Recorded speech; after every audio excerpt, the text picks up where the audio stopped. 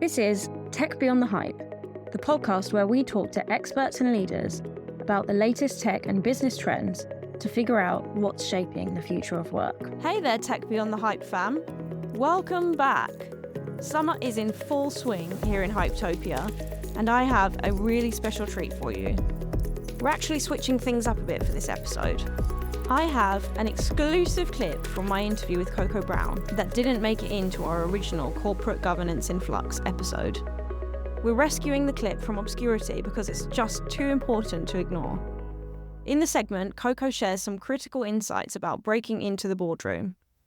It's relevant whether you're a senior manager looking at your next career move or someone earlier in their professional journey. What Coco shares here might make you rethink your entire career strategy. So strap yourselves in and let's jump into this previously unreleased content from Coco Brown. Say you're talking to someone who is looking to jump from kind of a VP level to a boardroom level. How would you advise them to prepare themselves? Like, what kind of steps can people take to make sure that they're fully prepared to take on that position when that happens? Yeah, so a number of things. One is just because you have a title or just because you have so many years of experience under your belt does not mean that you actually have that the boardroom is the right space for you. That alone is not the right, way of looking at it. The landscape of boards are as vast as the landscape of the secondary education system. You've got community colleges, you've got state schools, you've got, universities, you've got ones that are big, ones that are small, ones that are liberal arts focused, ones that are science focused. So when you decide to go to secondary education, you don't go, okay, I'm going to just here I am. I wrote a profile of myself. Who's taking me? That's not how you do it, right? Like that would be silly. Similarly with the board landscape, it's such a different landscape than the sort of corporate landscape that you don't just go, okay, now I'm ready for a board. Who wants me, right? Like you have to go, where does my experience and interest and background fit, for one thing? By way of example on that, you have in the US 6,000 public companies, but you also have 6,000 ESOPs. And an ESOP is an employee stock owned company. Basically what it is that the founders of the business decided to sell the company to the employees. And so there's a need for independent directors on the board. So basically bringing outsiders onto the board. There's just as many of those as there are public companies, but most people don't know that ESOPs exist. And they certainly don't function the way public companies do. Those boards are also fiduciary boards. They're also paid board roles, but they don't operate the same. And then there's venture capital backed companies, and there's private equity backed companies, and there's mutual funds, and there's all sorts of different types. And the capital structure behind the company is what defines the way the board works. Meaning if the company is in the public market, on the FTSE, on the London Stock Exchange, on the New York Stock Exchange, on the NASDAQ Exchange, on the Toronto Exchange, if it's in that space, it's governed by the rules of that space. So in the United States, that governing of the rules of that space says you have to have 3 committees. You have to have an audit committee, a comp committee, blah, blah, blah. But if you're on an ESOP, you don't have to have those committees. So don't assume you do, right? So the very first thing I would say is that anyone who's thinking about board service needs to educate themselves on board service. And the idea that you don't need to do that is sort of like just winging next level education and just being like, oh, I think I'll just apply to these 5 schools. I don't know, maybe they're the right ones, maybe they're not. No, you figure out what your safeties, your matches, and your reaches are.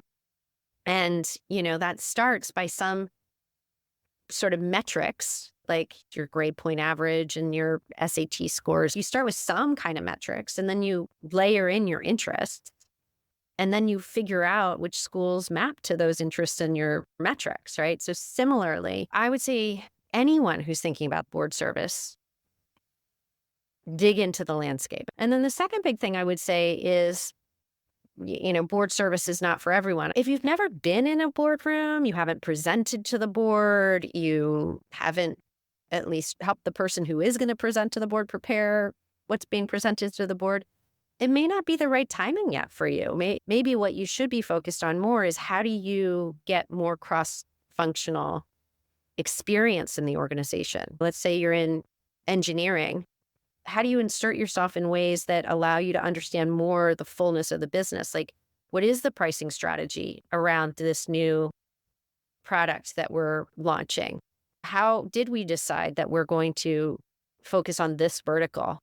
And how are we going to market with that vertical? Like, are there ways I can play across the business, even taking lateral moves and foregoing promotions so that you can get in on this project, taking an overseas assignment?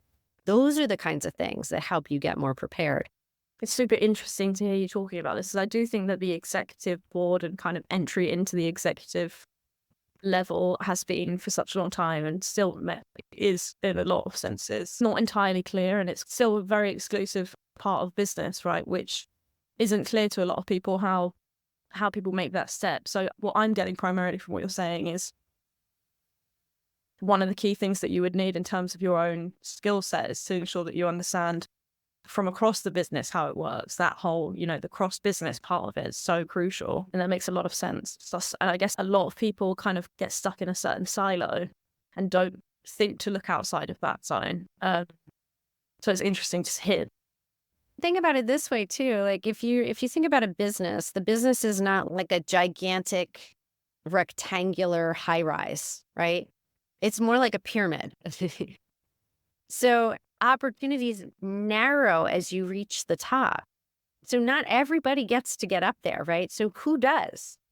The people who do are the people who make themselves a business asset, not just a great leader in a tower, right? Like, great leadership in a tower will maybe get you the C-suite role in that tower, maybe, but usually not even that, because in order to get all the way up there where you're sort of overseeing that tower within this structure means you do understand the business holistically. You've made yourself very valuable across the business, and that happens way below the C-suite. And so, similarly, if you think about the board, you go all the way to the top of this pyramid, there's this tiny little thing up there called the board, which is like 8 to 10 people. In the UK and in a lot of Europe, you have your executive board and then you have your supervisory board. In the United States, we don't call it that. We have, your C-suite and then your fiduciary board. But so the supervisory board and the fiduciary board of the US are kind of the same thing. But there comes a point in your career where you have to shift gears, and it's way before you become a VP. You have to shift gears from thinking about yourself in this sort of linear fashion. What's my next promotion? What's my next job? How can I take on more responsibility in this place? You have to shift gears and you have to start thinking, how do I gain value? I have to look left and right in the business. I have to develop strategic perspective. I have to gain value across the business. How do I do that? What are the assignments? What are the projects? What are the relationships I can put together that will elevate me? And it becomes all about your image and your exposure and how much others see you and see you as like valuable glue across the business that should get up to this next level. And then valuable glue, so it's a very different mental model of advancement. Yeah, it sounds like the way that you're explaining the need to get value from across the business and ensure that you're kind of understanding all the different verticals from the organization kind of has parallels with what you were saying about the way that boards themselves are shifting towards that kind of shareholder value perspective, where you need to take on board the value that the organization has for everyone. So it's kind of like organizations and the individuals who are looking to lead or manage those organizations are kind of shifting in the same direction with respect to not just having this linear way of thinking about progress. Right. If that makes sense. Yeah, exactly. Boards are being tested in this same way. They're looking deeper in the organization for succession planning. They're expected to have a broader understanding what's going on in the business. They have a broader set of responsibilities than they ever did in the past. So that's a wrap for our summer special episode. I hope you enjoyed the little clip of Coco Brown and that you found a lot of value in her insights about the boardroom and what it takes to be part of it. If you liked this episode of Tech Beyond the Hype, please do make sure to like, rate and subscribe to us wherever you get your podcasts. Stay tuned for more episodes of Tech Beyond the Hype coming your way very soon. Tech Beyond the Hype is a Tech Target original production.